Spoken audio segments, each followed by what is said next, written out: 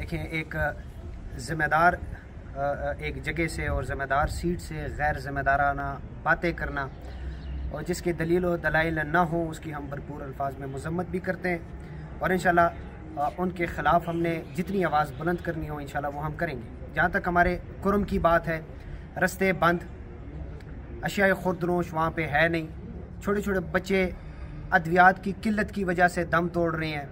इन रियासती ज़िम्मेदारान को ये नज़र नहीं आता, वो अपनी मनमानी में और अपनी ज़िंदगी अपनी अय्याशी में मसरूफ़ हैं, लेकिन हमारे कुर्म के जितने भी गयूर अवाम हैं जिन्होंने पाकिस्तान के दिफा के लिए कुर्बानियाँ भी दी हैं, उनको इस अंदाज़ में नज़रअंदाज करना ये हमें बिल्कुल काबिल कबूल नहीं है। और इंशाअल्लाह जैसे हमारे आगा साहब ने बात की है, एहतजाजन हम बाहर भी निकलेंगे, आवाज़ बुलंद भी करेंगे और ऐसे लोग, और मैं ये बात यहाँ पे करना भी चाहूँगा कि ऐसे लोगों को मुझे मालूम नहीं है कि इस मोतबर सीट पे किसने बिठाया हुआ है। ज़रूरत है कि ऐसे लोगों को इस सीट से फिल फौर हटाया जाए और ऐसे लोगों को वहाँ पे बिठाया जाए जो पाकिस्तान के मुहिब हों, इस आवाम के गमखार हों।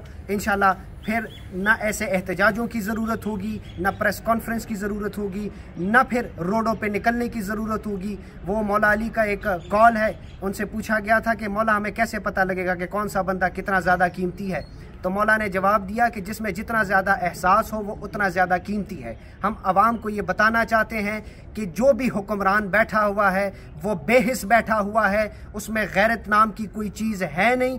इंशाल्लाह हम अपनी आवाज़ पाकिस्तान और पाकिस्तान से बाहर तक पहुंचाएंगे। ये जितने भी इन्होंने बातें की हुई हैं ये बिल्कुल झूठ है। अस्सलाम वालेकुम वरहमतुल्लाह।